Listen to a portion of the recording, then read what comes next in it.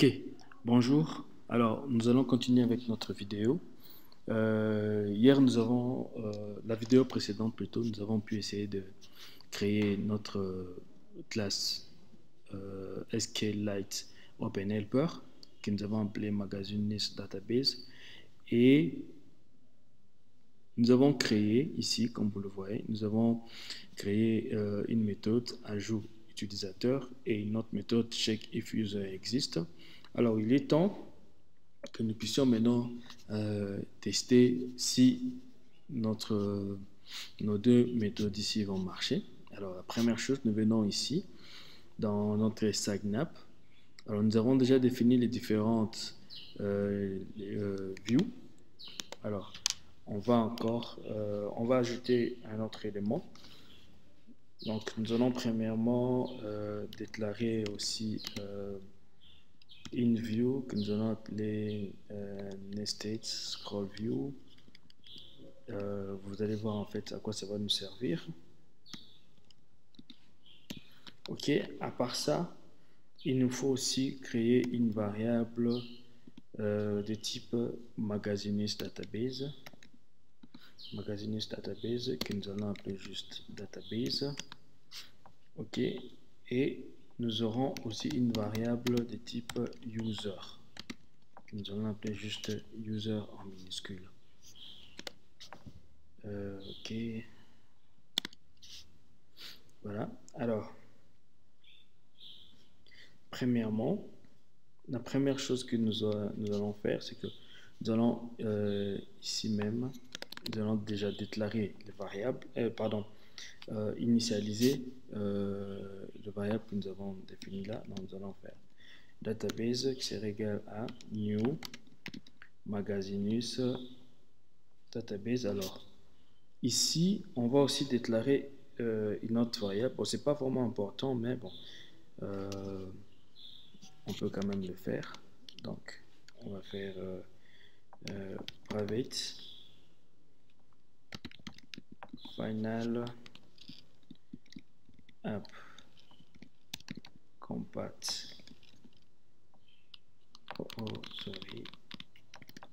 app compat activity que je vais appeler activity, je dis égal à sign up 10. Ok, alors ici je vais lui passer ça parce que normalement si vous regardez dans la méthode ici dans le constructeur on lui passe on lui passe un contexte. Alors pour nous notre contexte sera l'activity qui est là, donc je le passe activity. Ok, je vais aussi initialiser user, je vais dire user égale new user. Ok, notre nettest, il est où? Ok, ça aussi. Égal.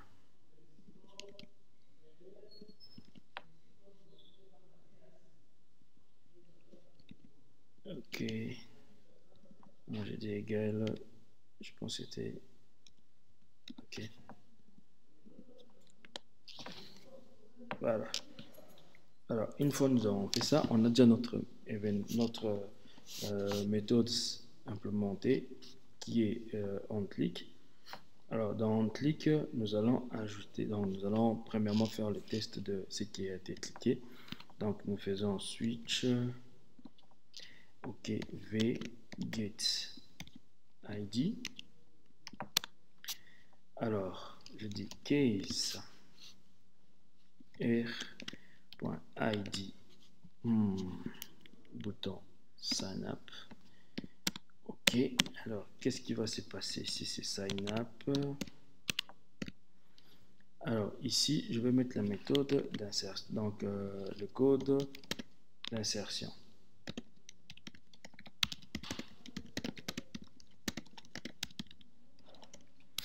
Alors le code d'insertion va nous donner quoi? Nous avons premièrement, non, alors ce que nous allons faire, on va tester premièrement si ça existe ou bien si ça n'existe pas. Et si ça n'existe pas, à ce moment-là, et puis si ça existe, à ce moment-là, ça ne va pas insérer. Donc, l'utilisateur existe déjà. Alors, comment on va faire ça? Je fais if, je mets le point d'exclamation. Alors, ma méthode, c'était database.if check. OK, check if user exist. Et je veux le passer en paramètre de valeur. L'email. Alors ici pour moi l'email c'est email.getText .toString.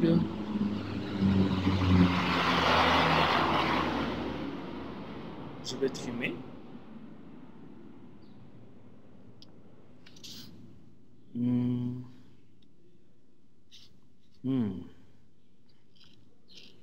Ok. On va ajouter autre chose. Donc je vais modifier ça. Je vais juste prendre créer une autre méthode. Voilà. Alors on va dire checks if email existe. Je vais enlever celui-ci. Ok. Donc là, j'aurai ça. Et si je n'ai pas colonne password, ça va juste vérifier si c'est le user qui existe. Donc j'enlève tout ça. Ah, ok. D'accord.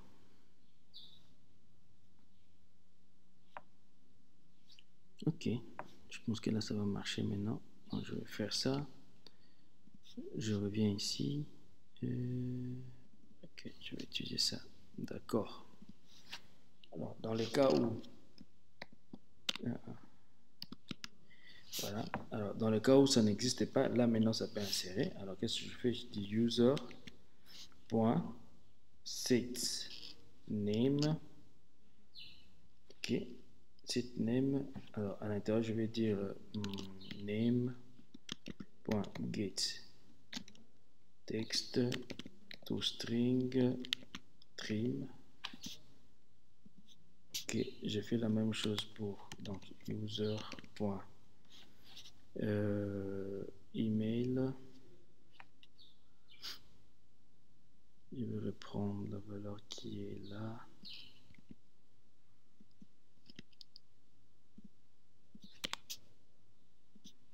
Password aussi, user set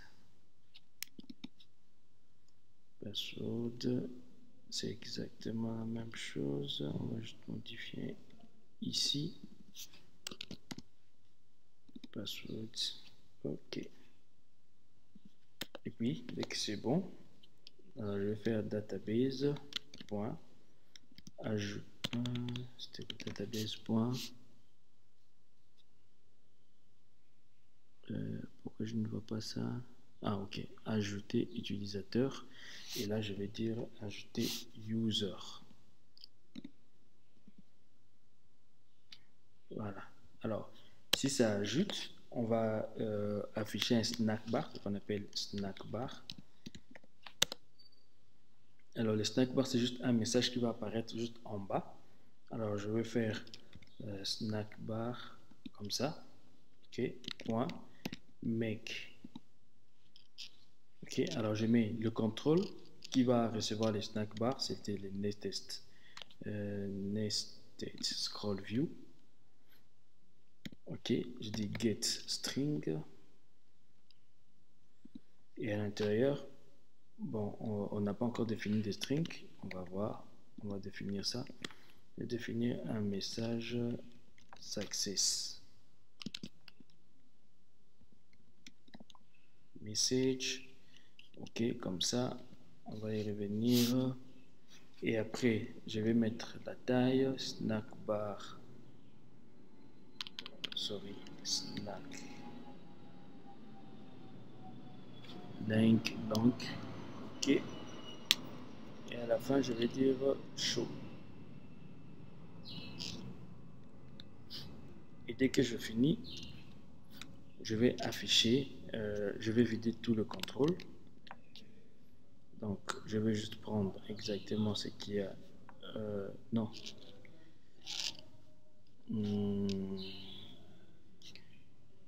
Je viens là, je vais dire ça, name.setText.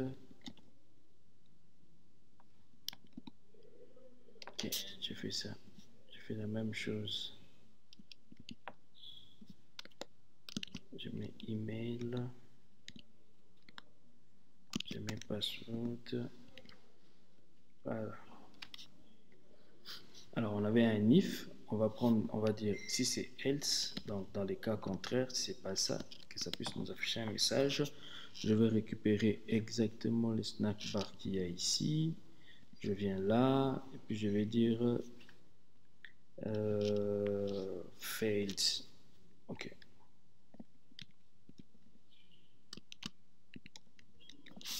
Failed message. Alors je vais ajouter ça dans mes strings ici. Success message. Je viens là. Donc je vais faire string. Ok. Je dis ajout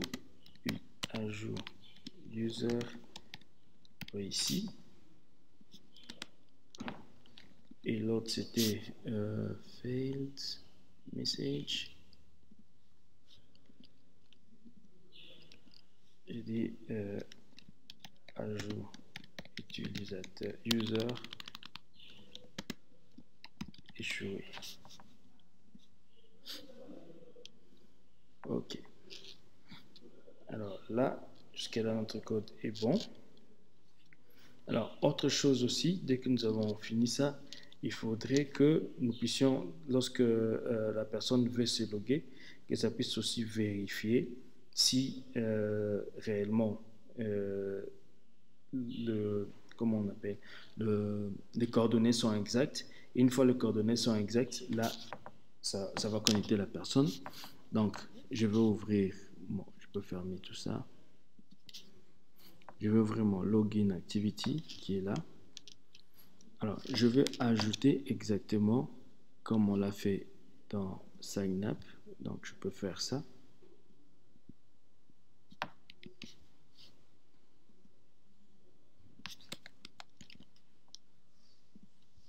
Ok. Et puis ici, on va faire la même chose. Là, je vais coller ici. Ok, je vais prendre la même ligne. Là. Ok.